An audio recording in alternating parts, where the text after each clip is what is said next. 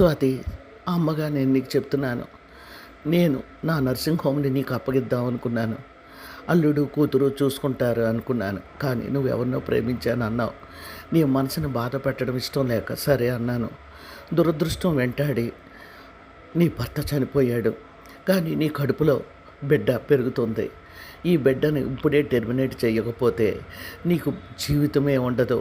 తిరిగి క్రొత్త జీవితం ప్రారంభించాలి. నా కూతురు నా కళ్ళ ముందు ఇలా ఉండడం నేను భరించలేను తల్లి అని అంది డాక్టర్ ప్రమీల. చిన్నగా నవ్వింది.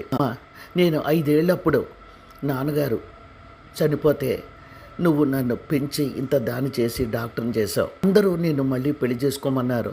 ఎంతోమంది నేను అడిగారట కూడా, అని నువ్వు అంగీకరించలేదట. అందుకు నీ కూతురు కోసం ఆ కడుపులో బిడ్డ పడినప్పటి నుండే నేను ఎంతో సంతోషంగా ఉన్నాను. నేను సంతోషంగానే ఈ బిడ్డను పెంచి పెద్దది చేస్తాను. బిడ్డకి అమ్మగా నా కర్తవ్యం నెరవేర్చని ఉంది.